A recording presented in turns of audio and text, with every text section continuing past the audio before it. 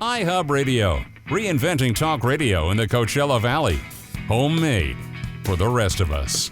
Live from Palm Springs, the intersection of arts, entertainment, and the desert scene. This is The Culture Corner with Bonnie Gilgallen.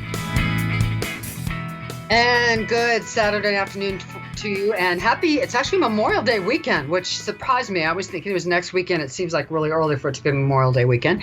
Welcome to the Culture Corner on iHub Radio. Hope everyone's staying safe and healthy.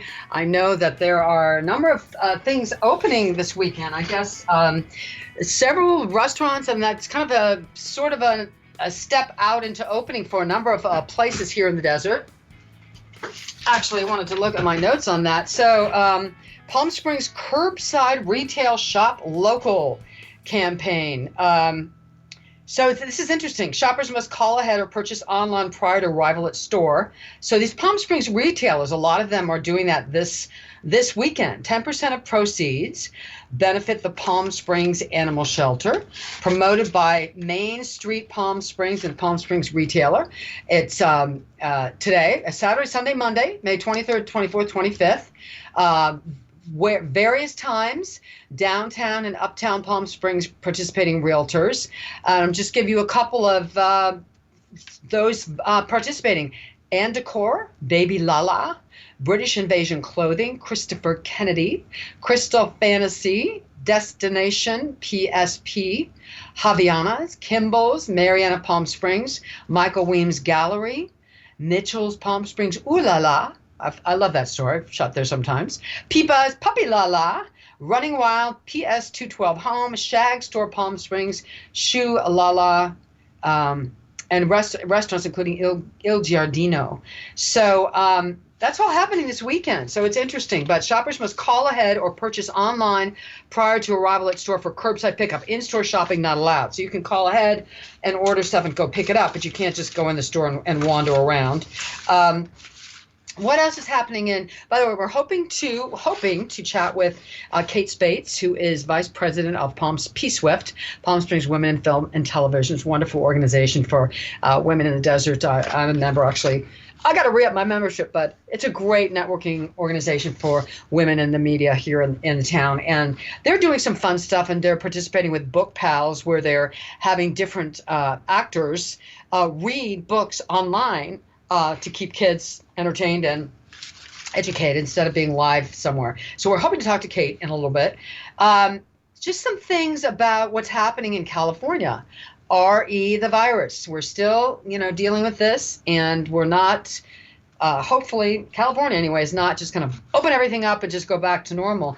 It's going to be very slow. Little baby steps forward. Yes, we all want to open up. Yes, we're all tired of sheltering in place, and we want to go out and see friends and go have a drink and go shopping, but we all want to stay safe too. So just some notes here. In-store shopping is allowed only for businesses that the state of California has designed as essential, such as groceries, doctors' offices, and pharmacies. No in-store shopping is yet allowed for non-essential retail at this time by order of the governor, Governor Newsom. Face coverings must, capital letters must, be worn at all open businesses and in all other public settings when 6 feet distancing is not possible. Examples including waiting in line to go inside a store. I went to, a few days ago, I was going to go to Trader Joe's. There was a line outside Trader Joe's. I remember it was 6 feet, backed up. I decided I was going to go another time because I didn't have time to stand in line. But it's smart.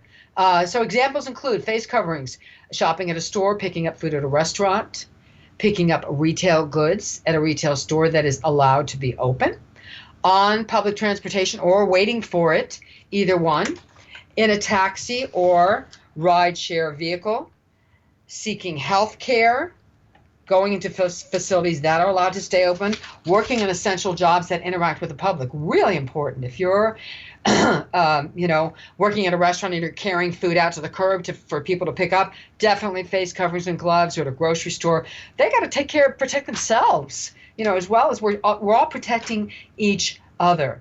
Face coverings are no longer required to be worn by people who are outside walking, golfing, playing tennis, pickleball, hiking, bicycling, or running.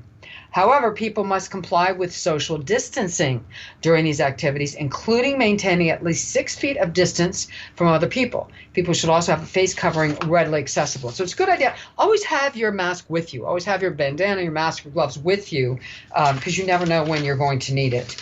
I just want to see something else, this press release about what's happening this weekend. This is from Joy, a quote from Joy Meredith, president of Main Street Palm Springs. We've had Joy Meredith on the show. A quote, the retail community in Palm Springs and countrywide has been devastated by the COVID-19 pandemic and also by the understandable business shutdown. While we are totally supportive of our state, county, and local government and health officials, we look forward to the day when we can once again welcome customers back fully into our stores, of course. Until that day, we're grateful for this opportunity to highlight our curbside retail options. We want to remind shoppers that we'll soon be back in business as a vital part of the Palm Springs community. Absolutely. Another quote real quick. Jeff Kors, mayor of the city of Palm Springs, says, the state of California has allowed non-essential retail to do curbside delivery. City of Palm Springs advocates for and fully supports that decision. Per state rules, please order by phone or online. You can have your items delivered to your car, curbside, or pick them up at the door. If you're picking up, though, you need to wear a mask and practice 6-foot social distancing. We also look forward to the day, hopefully soon, when all of our retail and small businesses fully open for business. So this is a nice thing that they're doing this weekend, kind of sticking our toe in the water to see how it goes.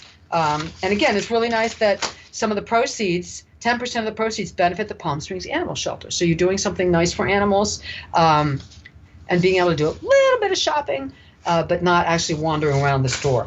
So there are still a lot of things people could do. I just want to do a quick plug for a couple of, you'll notice there are a number of performers in town who are doing live Facebook live stream performance. I've done a few. Eric Franks, my partner's done some. He now goes and sits outside of Cuisto, very nice French restaurant in Palm Desert, Thursday, Friday, and Saturday evenings between about 4:30 to 7, something like that. When people come and pick up they've ordered food ahead, they come and pick stuff up, and sometimes now they're sitting in their cars and kind of doing tailgating, just kind of sitting out in their cars in the parking lot and listening to him play the piano for a little while before they take their to-go food home. So it's really fun. I'm going to be doing another live stream tomorrow.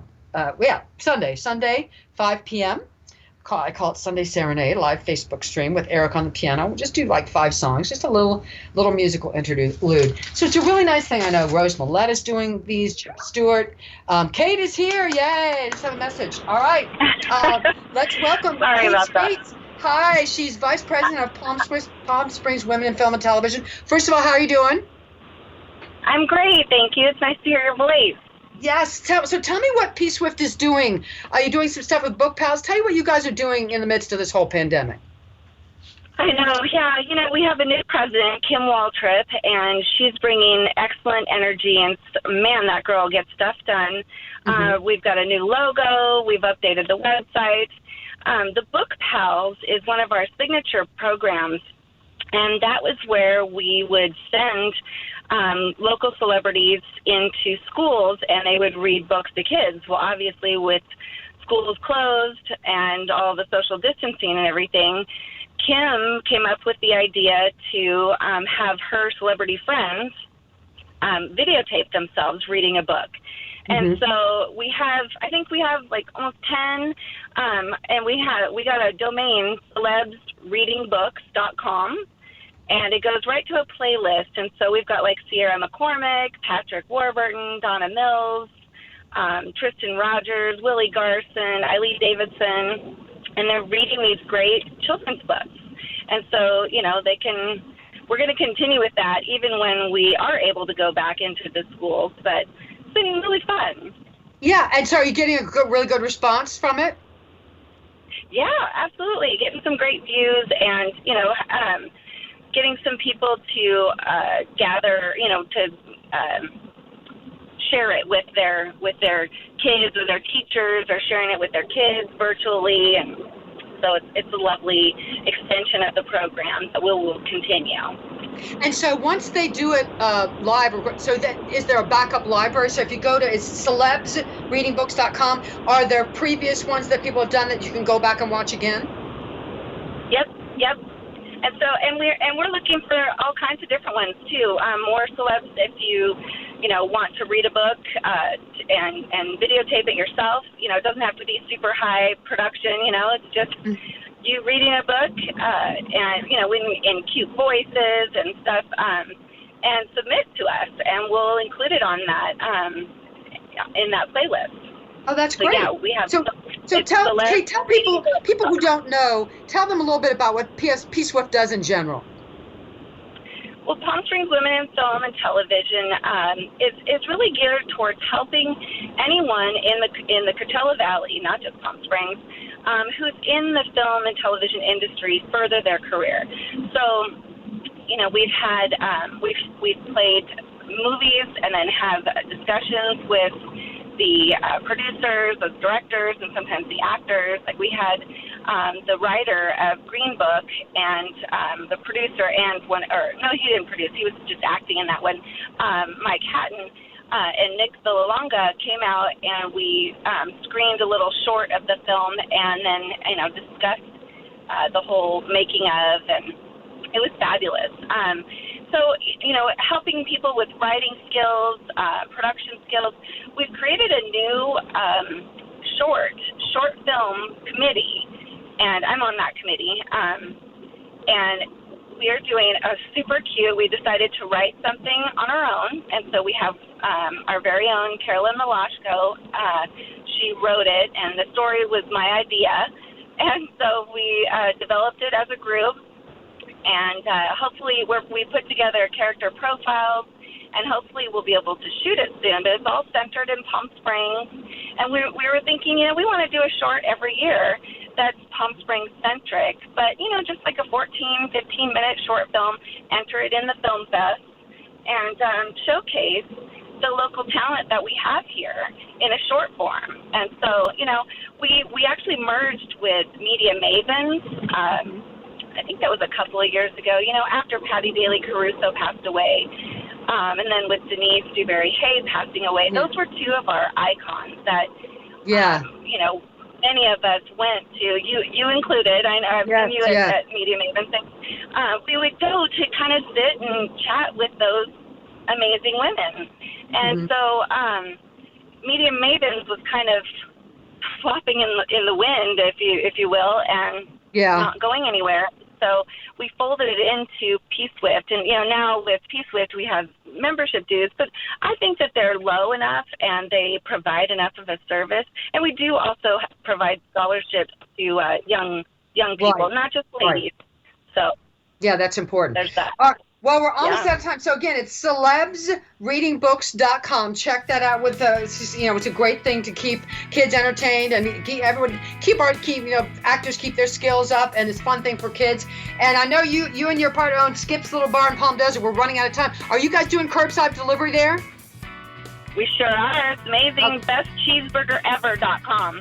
Okay, great. Kate Spates, thank you so much for talking today.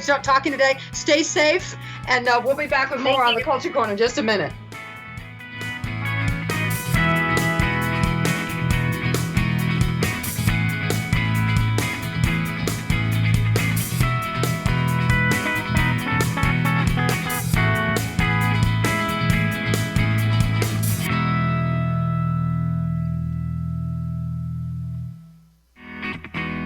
Local talk that's moving the needle. Art exhibitions to modernism, music festivals to live theater. If it's happening in the Coachella Valley, it's on the Culture Corner with Bonnie G. And we are back on the Culture Corner on iHub Radio, and we're joined now. We want to talk a little bit, since we've been in this pandemic, one of the things we want to talk about occasionally is financial issues, because that's one of the things that's really a problem right now. A lot of people lost their jobs. And we're joined now by Robert Schein. He is the managing director of Hightower Blankie-Schein Wealth Management. I hope I got that right. And also, I think, a little bit involved with maybe helping to start the Society of Financially Empowered Women. Hi, Robert. Are you there? Yes, I am. How are you? Good. How are you? So, wanted to get some advice from someone who is in the financial world on, gosh, if you're somebody that's either owns a small business and you've had to shut down, or someone lost their job and on unemployment, do you have any general advice for them on how to get through this tough time? Yeah, absolutely. And thank you for having me on. I appreciate your show as well.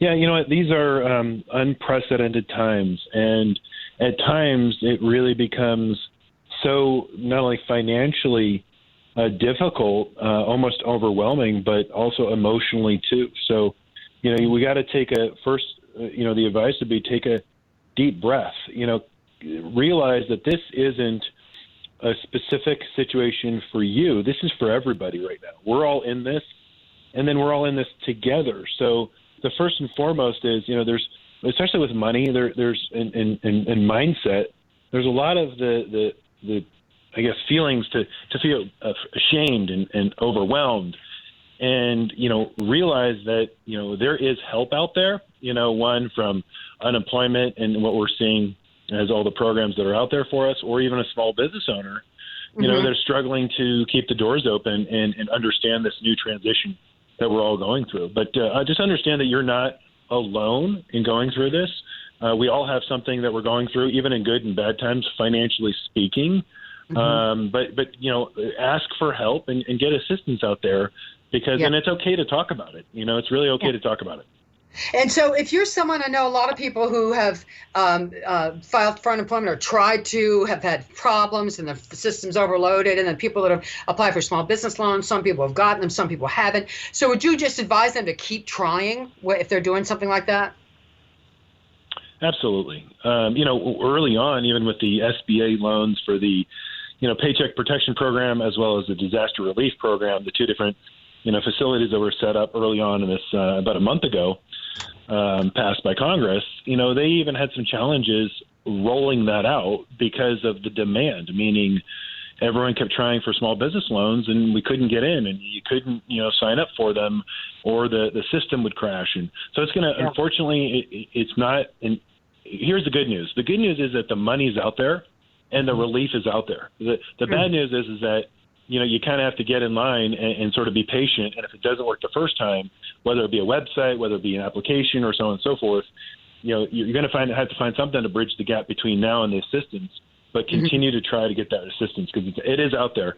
And that is a big, big help, or at least a relief right now. Now, for people who do have 401ks, investments, and that kind of thing, the stock market's been really hit hard, up and down and all over the place. Do you see a lot? I mean, do you have a lot of people been hit hard with that, or is it going to come back, or where do you see all that going? Yeah, I think right now it's a perfect time to assess your own personal financial situation, especially, let's say, your retirement account. With me and our clients here at Blankie-Schein Wealth Management, we have a plan, and then we have a strategy that's customized and how we invest, and actually we weathered quite well through this process. But that being said, you don't ever want to panic, when prices volatility is out there in the marketplace. But it is important to stick to the plan that you have. If you don't have a plan, I would strongly recommend, work with a financial professional, preferably a fiduciary, somebody that does a legally obligated act in your best interest. That's what a fiduciary is. But look at your existing retirement, your game plan, and then have your portfolio aligned with your current situation in life, your goals, and your feelings. So, okay. And what do you see? I mean, everything is so up in the air right now. What do you see, your gut feeling, as what the future is going to be like for small business, for employers? I mean, I think there's going to be some drastic permanent changes. Do you think? Yeah. So I have a lot of clients that are following me on my YouTube channel, Blankie-Schein Wealth Management. And today I just came out with my most recent daily updates. What I'm doing personally is providing an update for our clients, or anybody who wants to sort of get my daily updates. It's a video that I produce every day as it relates to the markets, as it relates to economics. And today I just did my 60-90 and actually 30-60-90-day playbook, talking about like 10 different bullet points, from reopening to, all the things that we're concerned about. What I've been counseling our clients as it relates to this environment that we're in is that there's two different things going on.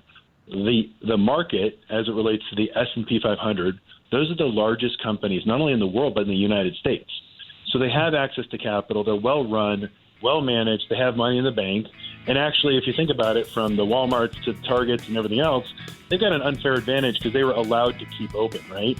So those companies will continue to do better on a go-forward basis. Therefore, that's why the market's sort of continuing to do better, even in spite of the real economy. We've got over 36 million Americans with 14.7% unemployment rate. Yeah. You and I look around Palm Desert, and there are businesses barely open. Yeah. So, Robert, we are running out of time. Robert Schein, who's with Hightower, Blankie-Schein Wealth Management Managing Director. Thank you so much for your time and all the great work you do. Thank you for having me. And stay safe out there. We appreciate you being here today. Thank you so much. Thank you. All right, take care. We'll be back with more on the Culture Corner in just a moment.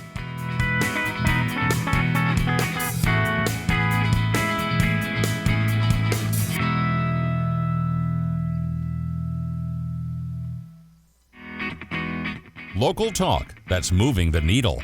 Art exhibitions to modernism, music festivals to live theater. If it's happening in the Coachella Valley, it's on the Culture Corner with Bonnie G.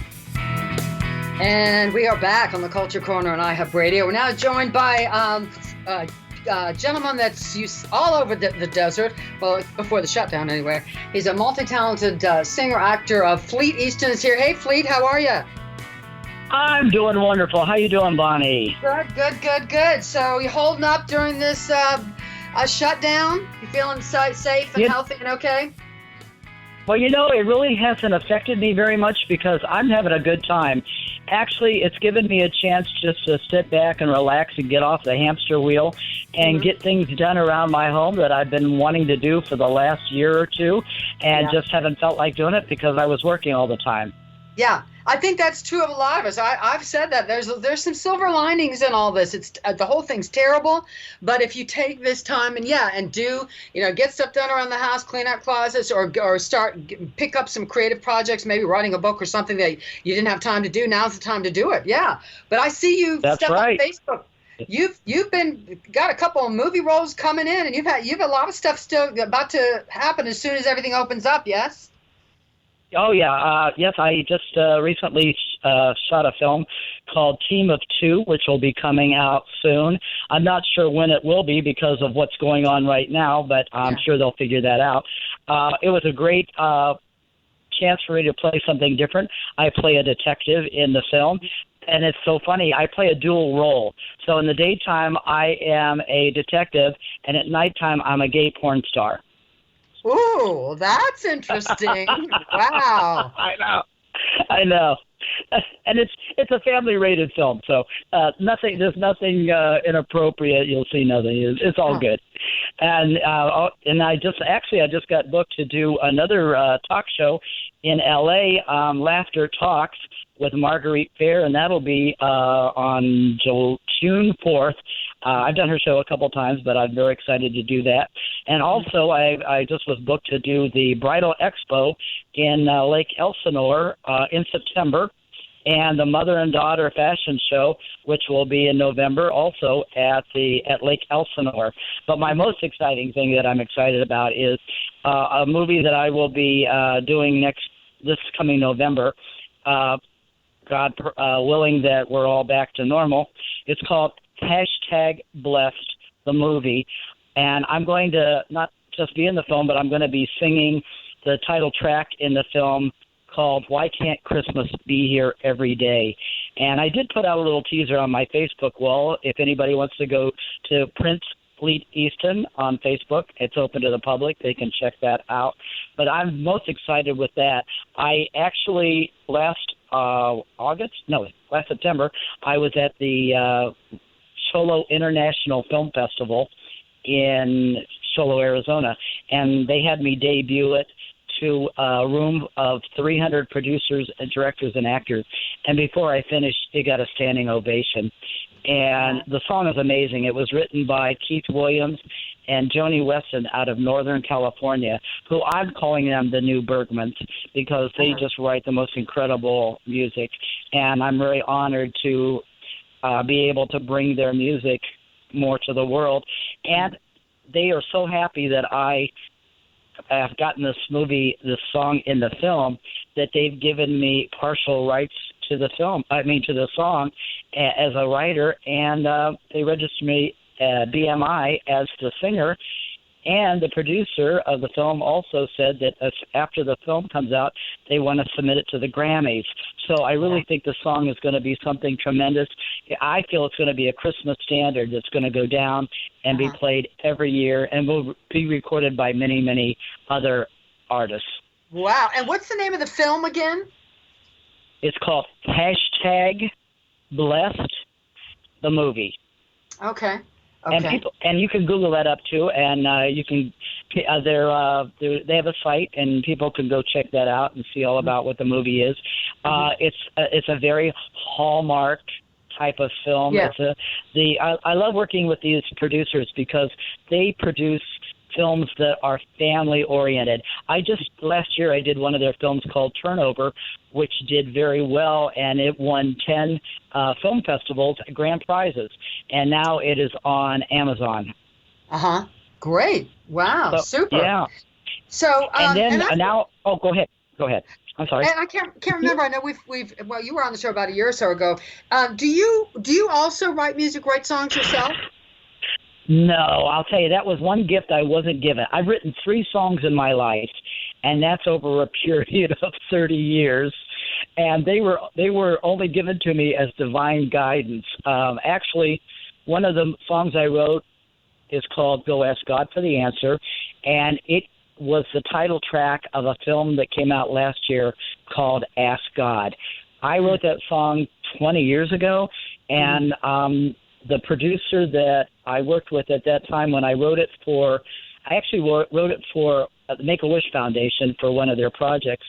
And the producer said, one day I'm going to write a movie based on this song. And last year she did, and it was the title track of the movie. But that's all my only claim to fame. I did write a song in the 80s called When We Make Love.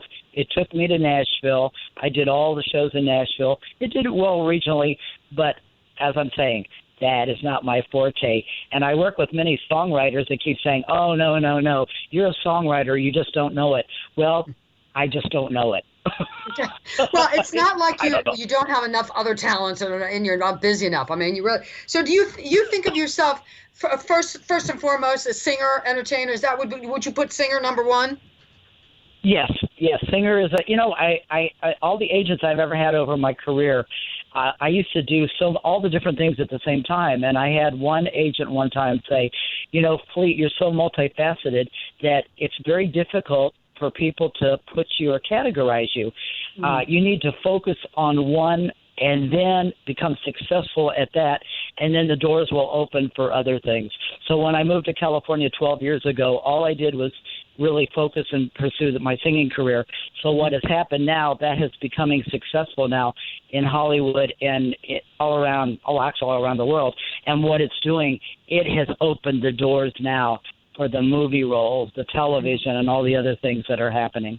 Mm-hmm. Good. Yeah, it's excellent. Super. So how would you would you say that you lean more towards jazz standards or Broadway or a little mix of everything as far as your type of music? I've got the most eclectic repertoire you can imagine. I mean, I go from country to opera to pop to Broadway it's a little bit of everything. So what has been really good about that, it's allowed me to work in all those genres.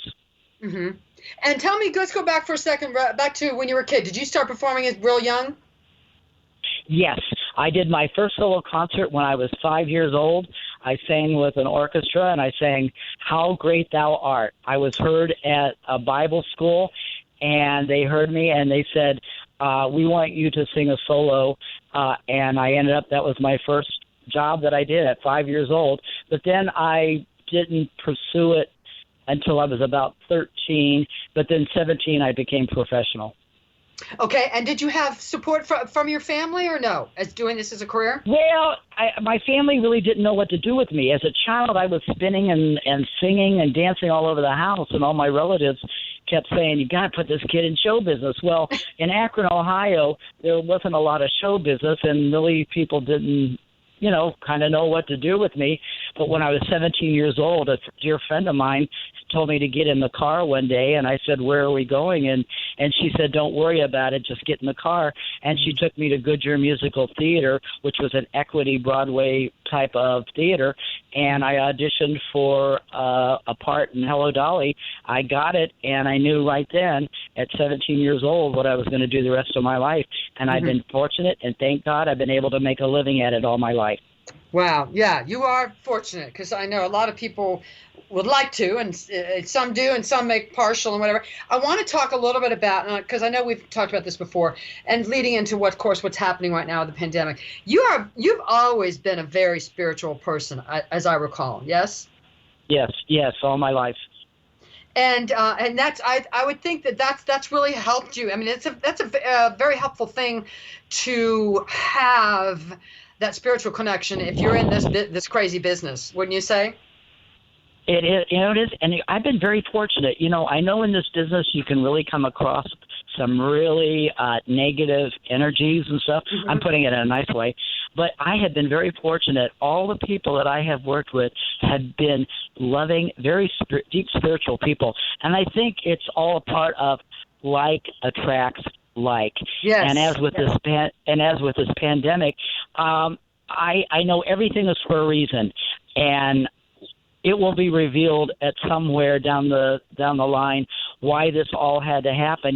Whether it's an awakening, people are becoming more conscious of. Right now there's conflicts going on, but I think eventually it's going to bring people together for one cause, because we're all in the same boat, and we're all we're all trying to row the same direction. Right now we've got a few people that are trying to row other directions, and we've got this rowing back and forth, but I think eventually we'll all be rowing the same direction.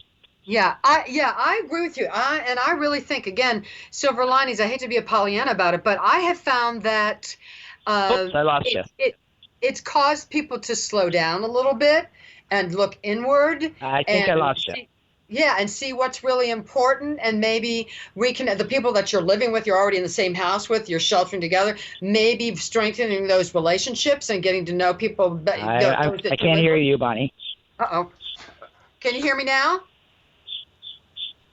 Can you hear me now, Fleet? All right, Fleet's saying he can't hear me. I'm not sure what happened there. Every now and then you pop in. I'm losing you. Okay. Can you hear me right now? Yeah, I don't know what's happening with our sound, so I'm just going to, we have Fleet Easton on the phone. I'm hoping that we can chat with him some more, but I know we're coming up on a break in a couple minutes. I'll be here. I'm waiting. Okay. Can you hear me? You'll be back. Oh, okay, so, all right, Fleet is here. Anyway, Fleet Easton is a wonderfully talented performer, and he's a very spiritual guy, and I really think that, yes, there's a silver lining to this whole thing, that I think it is a time that I hope we take advantage of this time to slow down and think about what's important and reconnect with those people that we live with, and maybe with others via Skype and Zoom and text and phone. And get off the rat race, run, which we all do a lot, and take a minute and step back and think about what's important, and are you really on the path you want to be in life and doing what you want to do? Are you making a difference in your life and other people's lives? What is your purpose? And I do hope that when we reopen and get back to some sort of normalcy, but that it's not the same. I don't think we're ever going to go back to quote unquote where normal or where we were before. And I think I'm not sure that was all a good thing anyway. Where we were before was not necessarily fabulous. Right. Well, it's so funny because I work with a lot of intuitives, and, we have a lot of psychic people and stuff in the Valley and all. And it was so weird. Right before this all happened, one of them said to me, your career is about to do a dramatic change, and go into a direction that you never dreamed of.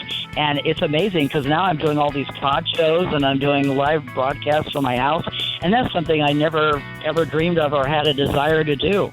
Right, absolutely. So I just hope that people take, instead of just grumbling and feeling frustrated and depressed and, cooped up in cabin fever, that hope people take this time to take advantage of this time to slow down and, find creative outlets and everything. All right, well, the time's running out. Fleet Easton, congratulations. Go get them. I know you're going to keep going, shooting for the stars. Stay safe, and thank you so much for being here. I appreciate it. All right.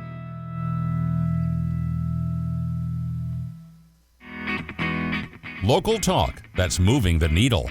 Art exhibitions to modernism, music festivals to live theater. If it's happening in the Coachella Valley, it's on the Culture Corner with Bonnie G.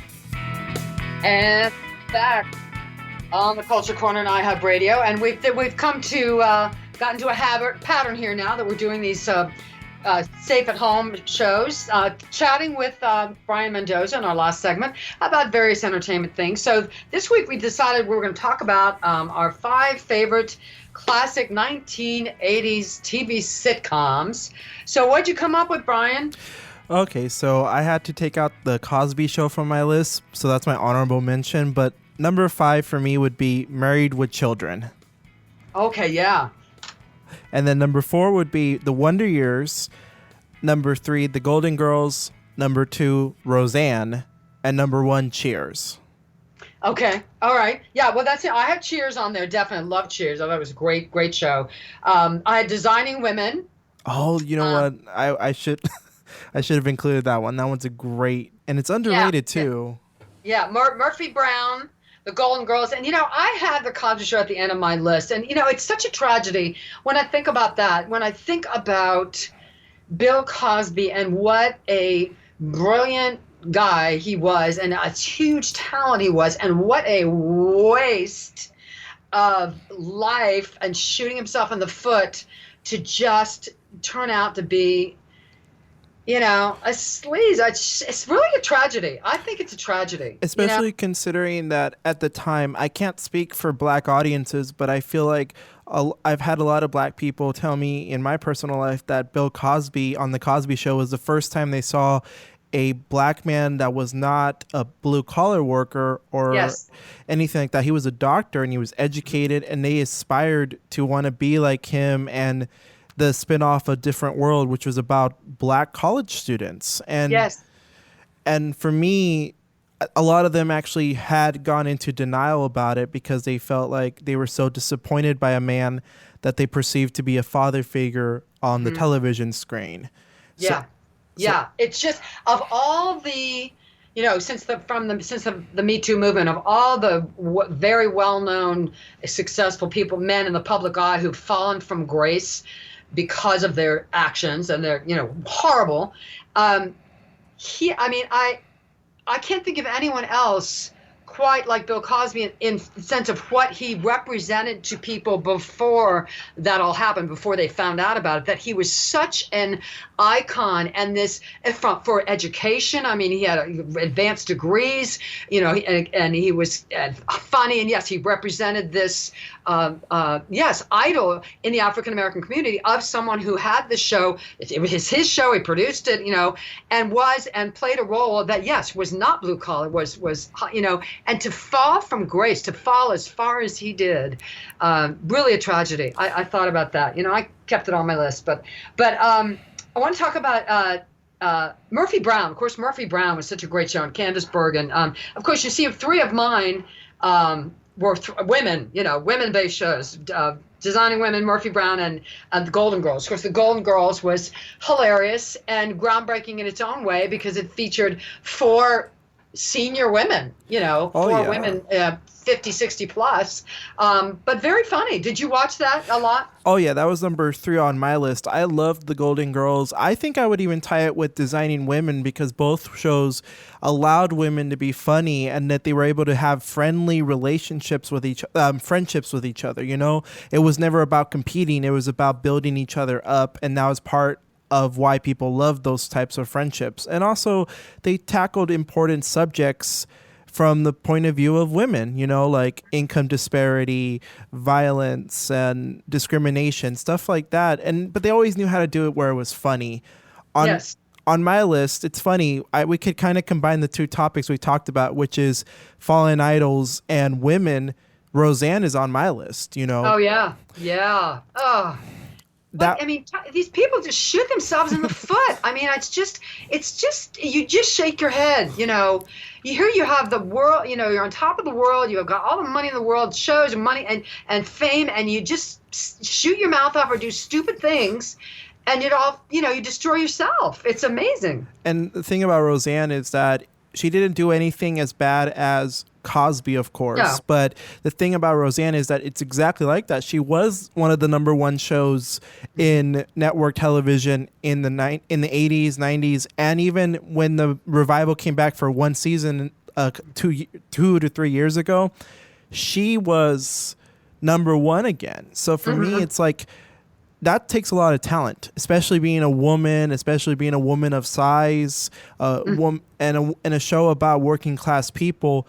To be number one in 3 decades, that's great in my opinion.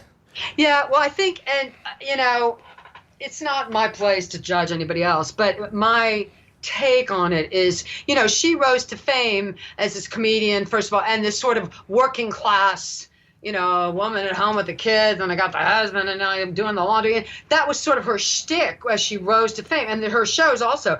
And I'm just, if you think about the arc, and now then she kind of shot herself in the foot.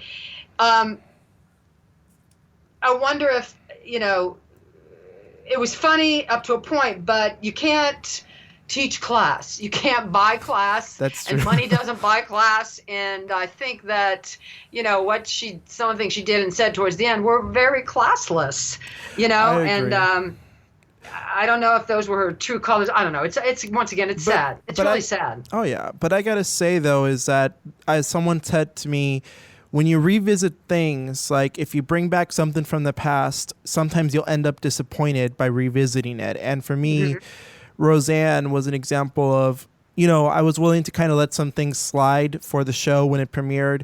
Yeah. But ultimately, a business is a business, and ABC, they had to do what they had to do. But it's kind of interesting how diverse the 80s were in terms of variety of shows. You have the Cosby Show, The Wonder Years, Married with Children, and Cheers, which I put as my number one. Yeah. Cheers was great. I mean, it was great. First of all, it was great chemistry in the beginning with Shelley Long and Ted Danson, and of course Norm and all the characters, and Carla. I mean, it just had such colorful characters, really well written scripts and well written characters. And I think that is, because so many sitcoms. I mean, I don't really watch sitcoms anymore. I stopped watching sitcoms a while back because so many of them are just stupid. To be honest with you, the thing about sitcoms is every decade there's going to be a bunch of bad ones. Like for me, Growing Pains irritates me. I do not like that one. And that was from the 80s. Everyone, you have to pick out the good ones, and sometimes it's difficult to find them because sometimes you miss out on them when they're in their prime. And sitcoms can go downhill pretty quickly.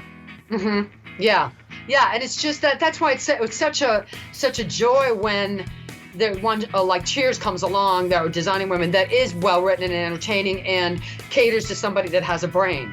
No, I agree with that. Same with Roseanne and The Wonder Years. Those types of shows that were smart. Yeah. Well, Brian, thank you so much. Always great chatting with you. Thank you also to Kate Spates from P-Swift, to Robert Schein, and to Fleet Easton. I hope everybody has a great week. Stay safe, and we'll talk again next time on The Culture Corner.